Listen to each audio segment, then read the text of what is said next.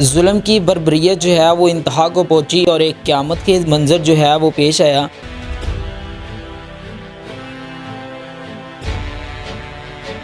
سوچ میں بھی نہیں تھا کہ اتنا ظلم تو ہم کبھی سوچ بھی نہیں سکتے کہ کوئی کسی کے ساتھ کر لے گا۔ میری بچی کو میرے آنکھوں کے سامنے تڑپا تڑپا کے مار دیا۔ میں عورت کرنا تھا، کچھ بھی نہ کر سکتی۔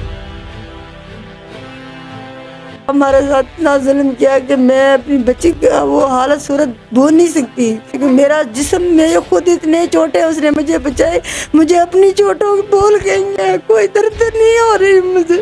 میرے آنکھوں کے سامنے میری بچی کا چہرہ نہیں جا رہا، اتنا تڑپا تڑپا کہ مری ہوئی کو بھی مارا تھا۔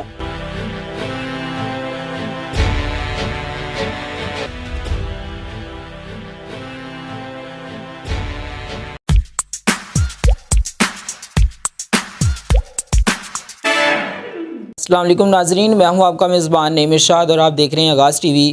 ظلم کی بربریت جو ہے وہ انتہا کو پہنچی اور ایک قیامت کے منظر جو ہے وہ پیش آیا، جہاں پر ایک واقعہ ہوا جس کے اندر ایک بنت ہوا جو ہے وہ میرے ساتھ موجود ہیں، جس کی بیٹی کو بہت ہی بربریت کا نشانہ بنایا گیا۔ آخر یہ معاملہ کیا تھا ہم جانتے ہیں ان سے۔ السلام علیکم۔ وعلیکم السلام۔ جی کیسی ہیں آپ؟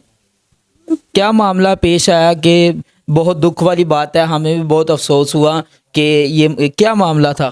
پتہ نہیں بھائی، ہمارا سوچ میں بھی نہیں تھا کہ اتنا ظلم تو ہم کبھی سوچ بھی نہیں سکتے کہ کوئی کسی کے ساتھ کر لے گا۔ کبھی کیا ہی نہیں، کبھی سنے ہی نہیں ہے، لیکن دیکھ ہمارے سامنے میری بچی کو میرے آنکھوں کے سامنے تڑپا تڑپا کے مار دیا۔ میں عورت کرنا تھا، کچھ بھی نہ کر سکی۔ اور یہ مرد لوگ ہمارے لیے یہ ایسے بنے ہوئے تھے کہ ہم تو رب بنے ہیں، ہم جب چاہیں جان نکال سکتے، جیسے چاہے کر سکتے ہیں۔ انہوں نے اس طرح ہمارے ساتھ اتنا ظلم کیا کہ میں اپنی بچی کا وہ حالت صورت بھول نہیں سکتی جیسا اس نے کیا ہے کہ میرا جسم میں خود اتنے چوٹیں اس نے مجھے بچائی، مجھے اپنی چوٹوں بھول گئی ہیں، کوئی درد نہیں ہو رہی مجھے۔ میرے آنکھوں کے سامنے میری بچی کا چہرہ نہیں جا رہا، اتنا تڑپا تڑپا کہ مری ہوئی کو بھی مارا تھا۔ اچھا، یہ تھا کون جس نے اتنا بڑا ظلم جو ہے وہ آپ کے اوپر ڈایا؟ یہ ہمارے محلے کا ناصر نام کا لڑکا تھا، میرے شوہر کا یار دوست تھا۔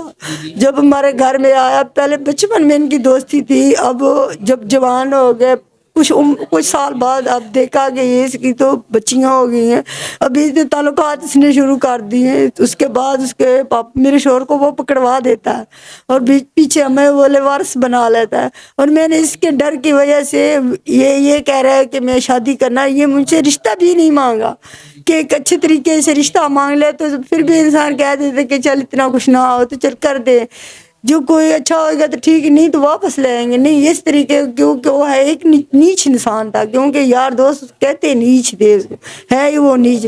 مجھے پتا تھا یہ کوئی رکھنے والا نہیں ہے، عزت خراب کرنے نہیں، فروغ انسان تھا۔ میں نے اس کی بچی کراچی میں شادی کر لی کہ کلوس اتنی دور چل جائے کہ اب سال 2 سال میں کہ میں نہیں ملوں گی تاکہ یہ چل جائے گا ہمارے، لیکن اس نے میرے شوہر کو بند کروا کے مجھ پہ ظلم کرنے شروع ہو گیا اتنے تک کہ کب تو آئیں گے نا۔ اچھا، اس نے شوہر کو بھی کروا دیا تھا حوالات میں؟ شوہر کو بند کروا دیا نا، تو اس نے یہ کہا کہ کبھی تو آئیں گے نا، تو میں تو نہیں چھوڑوں گا نا۔ تو میں نہیں بلا رہی تھی اپنے بچوں کے ساتھ، یہ رابطہ کیا بھی نہیں کہ ان کا دل کرے نا۔ میں نے اپنی بہنوں کو دے دی کہ ان کو سنبھال لے، ان کی عمر بھی نہیں تھی ابھی شادی کی، لیکن ان کی اس وجہ سے اکیلے ہونے کی وجہ سے میں نے ان کو سیٹ پہ کر لیا کہ چل وہ ان کے نگران۔ لیکن بچے تھی کب تک رہتی ہو، تو آگے اتنا روتے تھے کہ امی ہم تو رہ نہیں سکتے تھے آپ کے بغیر، آپ نے ہمیں بھیج دیا اتنی دور، پوچھا بھی نہیں۔ میں پتا نہیں بچہ، آپ کو نہیں پتا میں کیوں نہیں پوچھا، کیوں نہیں آپ کے قریب، مجھے پتا تھا ان لوگوں نے نہیں رہنے دینا۔ اب آپ کے کو تو گرفتار کیا ہوا تو 2-3 لاکھ سے تو گھٹ اس کا ضمانت نہیں ہو رہی تھی، اور مجھ پہ جو جتنے ظلم کیے میں بھج نس بھی نہیں کر سکتی۔ تو آپ نے اس کے ناصر کے خلاف کوئی درخواست جو ہے وہ دائر نہیں کی؟ جس دن وہ جس طرح صبح ٹائم ہو گیا نا، رات کو تو اس نے مار دیا نا، تو ساری رات میں نہ کسی کو اندر جانے دے رہا، نہ باہر سے کوئی کہ پانی کا گھوٹ بھی نہیں۔ جب صبح ہو گئی تو ان کو پتا اب تو سب لوگ اٹھ گئے ہیں، تو اس ٹائم میں وہ چلے جاتا ہے۔ میں اپنے جیٹھ کے پاس گئی، اس کو میں نے یہ سارا بتایا، تو میرے جیٹھ نے بھی کوئی قسم کا ایکشن نہیں لیا، انہوں نے دفنانے کا انتظام شروع کر دیا۔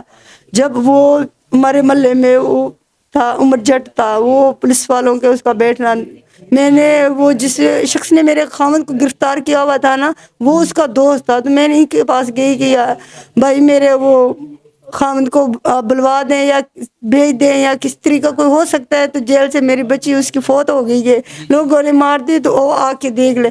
तो उन्हें क्या है कि उसको मालूम था उस लड़के का, क्योंकि मेरे साथ जुल्म करता तो मैं इसी लड़के के पास जाती थी, यही उनको डांटता था, भजा देता था। तो उन्होंने कहा अच्छा, वो जो सारा मामला मुझे समझ आ गया। उन्होंने कहा मैं आपकी बच्ची को देखना चाहता हूँ। वो मेरे साथ आया, मरी हुई बच्ची को जब उसने देखा तो उसकी हालत इतनी कि उससे का चेहरा डैमेज सारा हुआ। तो उसने कहा इतना जुल्म, और आप लोग इस बात को इशू नहीं ले रहे और दफना रहे हैं, जेठों की मगर लगी हुई है, आपने पुलिस नहीं बुलाई, कोई किसी। मैं कि जब मेरे पास मर्दी नहीं है, मैं खुद टूटी पड़ी हुई हूँ, मैं क्या कर सकती हूँ। उसने कहा आप ना परेशान हो, हम आपके साथ हैं, आपकी पूरी तरह से आपकी हेल्प की जाएगी। और सारा जो है ये मामलात उस भाई की मेहरबानी है कि उसने आप ये शो कराया, नहीं तो हमारे साथ तो ये साल 2 से ये काम हो रहा है, मेरा तो किसी ने कुछ भी नहीं पूछा। अच्छा, आपका ये प्रोग्राम जो है आईजी पंजाब देख रहे हैं, मरियम नवाज साहिबा जो हैं वो देख रही हैं, आप उनको क्या पैगाम देना चाहते हैं? मैं अभी जो उनकी मेहरबानी है, जो मेरे इतने जुल्म के बाद चल मेरी बात अब उनके पास पहुंच गई है, तो ये बताना चाह रही हूँ कि ये देखे कि क्या कुछ हो रहा था और क्या कुछ मैंने अपने अंदर छुपा के, एक मजलूम के नाते, बेबस मजबूर के नाते, मैं मजबूर होकर बैठी, क्या किसी से कहती, कुछ भी मेरा नहीं।